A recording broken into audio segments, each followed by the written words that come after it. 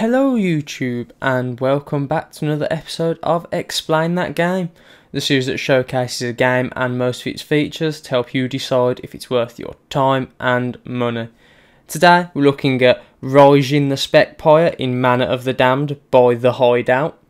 Now, usually I try and stay pretty objective in these videos, and I will do this one, but I just want to start by saying I actually really loved this game. I had quite a good time with it. Anyway, on to the usual information to start with. It's currently available on Desura for 30% off, which is £2.79, and there is a demo available. I believe the demo has actually been available for quite a while. And for your money, you get about, well, I completed the game in about 1 hour 46 minutes. So it's not too bad, really. It's about the same length as a film, about the same cost as well. So I was quite happy with that. The game is a Zelda-esque sort of Metroid-y style. Very retro. You find items to help you progress. Now, the interesting thing is your power increases, so your health, and I believe your damage increases slightly as well.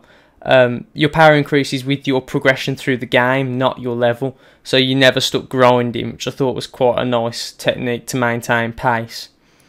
So, the story. You might be wondering, what the hell is a Specpyre? A Specpyre is a mixture between spectre and vampire. So it's essentially a vampire that can send out projections of himself to do his bidding. And if the projection dies, it won't damage his body. Anyway, so the proper story. It pretty much sums it up on Desura. You play a destitute, wandering vampire who agrees to help rid a village of a wandering Specpyre. The narrative does develop quite nicely throughout the game, a little bit predictable in places, but overall quite good. Anyway, on to the actual game. This is the screen that you're faced with when you boot up the game. There is no mouse support. It did take me a little while to figure out. I was quite confused. You have to use either the arrow keys or your gamepad you have plugged in. If you click on resolutions, you get a list, quite a big list of resolutions, so that's fine. Bit depth you can toggle between 32 and 16, and full screen or windowed is pretty obvious. So now when I click start, you'll hear the awesome soundtrack kick in. The music throughout the entire game is pretty good, to be honest. Okay, so here we've got another options menu. Go to settings, controls. Now the keyboard controls do work okay, and they're all fully rebindable, but I'm actually using a gamepad at the moment. This is the perfect game to play with if you've got something like a USB NES pad or something. I'm using a USB Famicom pad, but it's designed like one, but it has some extra buttons, and it's great. It gives a proper nostalgic feel to it. Really, really good game. Really good game to use with a pad, that is. Anyway, let's go off that. Go to video settings, same stuff we've just seen. And sound, we've got separate music and sound effects volume, which you should all know by now that I quite like. So if we return to the actual game, now so I can show you the movements and stuff, I'm going to show you a save from quite a bit later in the game, but I am going to avoid spoilers, and I'm not going to be explaining all of the items. Those books that you can see on the far right of each save, those are little bits of story that you find throughout the game. Yeah. So as I said, I won't be explaining all of the items because well, basically you use them. The game never explains what they do. You have to figure them out, and sometimes puzzles will rely on you figuring out what a certain item does. And when it clicks, it's quite a good feeling, and I don't want to deprive anyone of that. So if we just switch to these for now, I will explain some of them. So this, oh, that's crossbow. This is the sword that you start off with. You can use it to cut down curtains, because there are semi-destructible environments in this game, as well as cutting down vines, hurting enemies, and breaking through battered metal bars or cracks in the wall. Because exploration does play quite a heavy part in this game. There is a minor puzzle solving element, but emphasis is on the exploration. Okay, so movement. You've obviously got your right hand and your left hand, which is what that is. Rats are just health. You kill them, because whenever you kill an enemy in this game, it heals you, and rats are just there to be killed. So yeah, actually onto the movement. I keep saying it, but I'm not doing it. Obviously up, down, left, right, you've got 8 directional movement. It is interesting to note, however, that when you press up and left at the same time, or up in any of the horizontal directions, you will face the horizontal direction. There isn't a diagonal sprite, which actually means that it's a lot easier to fight an enemy to the left or to the right of you than it is to fight an enemy below or above. Because say if I wanted to shoot my crossbow at an enemy that was in between those 2 torches down there, I would have to move into position, then face down. Whereas if I was trying to shoot an enemy that was just above that thing there, you can actually just slide up and fire and go back down. And I found that quite a consistent thing throughout the game. It was much easier to fight enemies that were to your left and to your right. Now, the only in-game menu that you have is that one, the one for selecting which item. Now, unfortunately, you can't hotkey item sets. That's something that I think would have really made the gameplay experience a lot smoother, because I found myself switching between items a lot, and the only way you can do it is by cycling through this wheel. Say I want to change to this, cycle through that wheel, and then repick that to, and it just wasn't as smooth as it could have been. I would have liked to have, I don't know, maybe like 4 item sets bound to different buttons on my controller or to the keys on the keyboard. Yeah, so we'll go through a couple of the items. Obviously we've been through the sword. Let's go through the stick and the crossbow.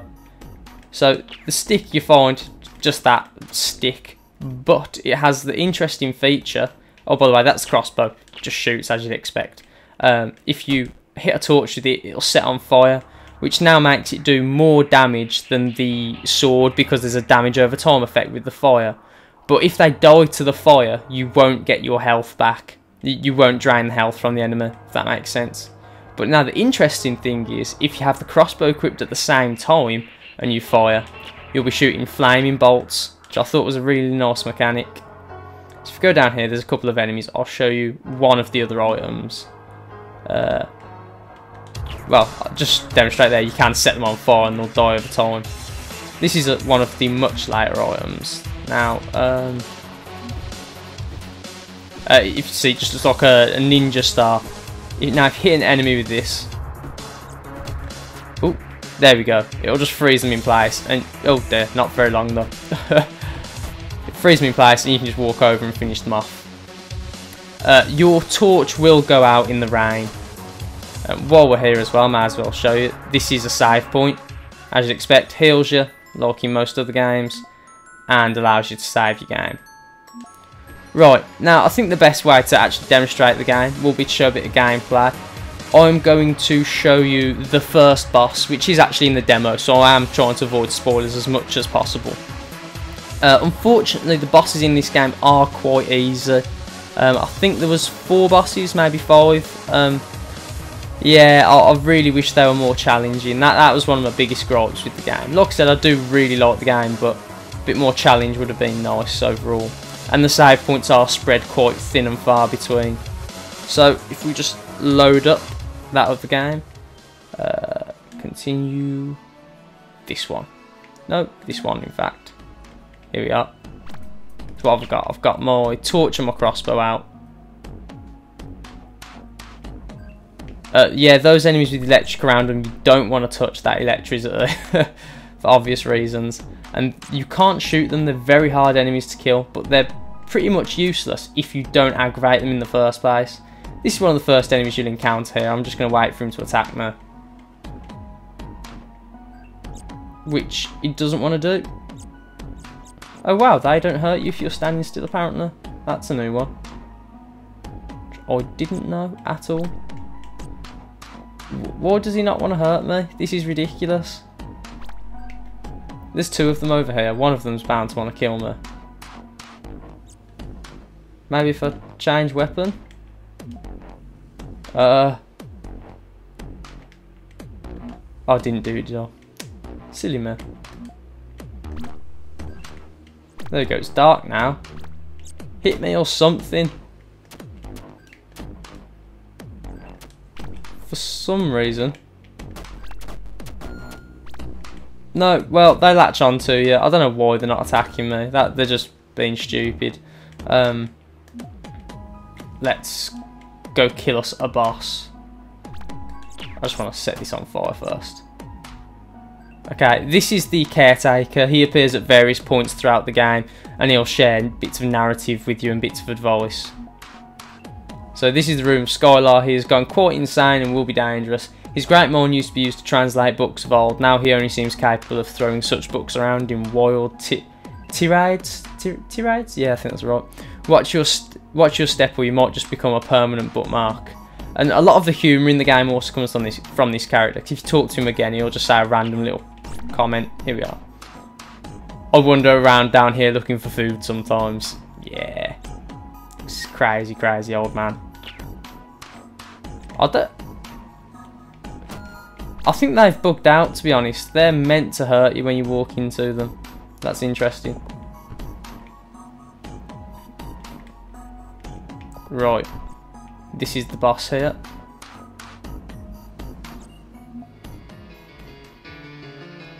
Yeah, blah blah blah. I'm not interested in your rubbish. Like I said, the bosses are unfortunately very easy.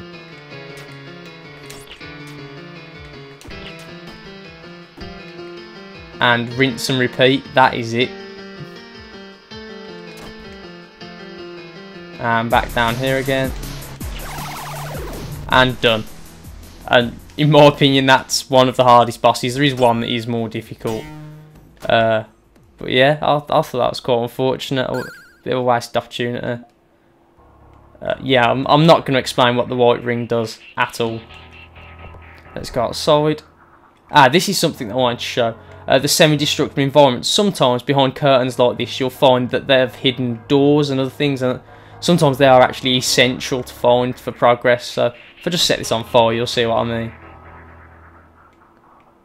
Yeah, I mean, it just spreads. It's quite a nice effect. Fire also spreads between enemies. If I get the sword out, I'll show you that you can also cut the bottoms off as well, which will also reveal doors and other little bits and pieces.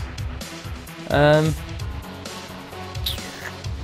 will show you, if it doesn't crash again, one of my later saves now, just so you can see how the game progresses and gets quite a lot more difficult. Again, I am going to be trying to avoid spoilers. So, continue. Did crash last time I did this. So, please don't. Right, here we are. You can see if you look up the top now, my health is pretty much maxed out. Okay, so here you get some incredibly annoying enemies. Those, I'll just freeze him for a second. I could hit him and kill him. But yeah, that's what, they do the same thing to you. And, those things are incredibly difficult to get past when there's a lot of them. And if you hit these, you'll notice that they split up and there's more of them. And they're actually very hard to kill. Yeah, it gets quite mad. Oh dear. And it seems that enemies are actually persistent, at least to a certain extent. Enemies won't respawn for a good while. Oh dear. Until a good while after you've been to the area. I'm not sure if it's just... hold on, let me pause this. I can't play and talk at the same time. I'm not sure if the respawns are done once you cause the cell to refresh somehow, or if they're on a timer, because you can kill some enemies, leave an area and come back and they'll still be dead, but then you might come back another time and they've respawned. It's a little odd. I'm not quite sure what causes it, like I said. Oh, but these enemies are the most annoying enemies in the game by far, and I'm probably going to die now because I can't concentrate very well. Oh, you... Oh, anger rising. Anyway, I am actually going to end it there. I know that was very, very brief. There's one little bit I want to show you if I can get there without dying, which I probably won't. Rat. Tasty rat. This is going to be the difficult bit. Oh dear. Okay, and up. No. Oh god. It's just turning into mad. Oh. Yes, and the enemies can hit other enemies, which is very annoying. Let's reload that one. Because I just wanted to show a little something what happens when you get outside. See, these are pretty much harmless unless you hit them, which is really annoying because the other enemies hit them most of the time. Oh, we're past, that's fine. If you notice now, my torch is lit, but it won't be for long. There we go, it's just a normal torch now. And it's times like this you'll probably find yourself wanting to switch to your sword. Although, if you have this stone thing, it's pretty effective against everything. I'll just kill this guy here. Oh. There we go. Now I think that's been a pretty good showcase of what's in the game. Like I said, I have enjoyed this game. Despite its short length, it was fun. And it was fairly refined for what it is. Something else to note as well, I forgot. You can see that there's 2 frames for the walking animation for each side. So we've got 2 that way, 2 that way. 2 going away from the screen, 2 coming back. Yeah, I think that was a pretty good showcase of what's in the game. So I'm going to leave it there. This has been Harvey from WhoKnowsGaming. If you've enjoyed this video or if it's helped you out, leave a like and or subscribe. If you didn't, then don't. Goodbye.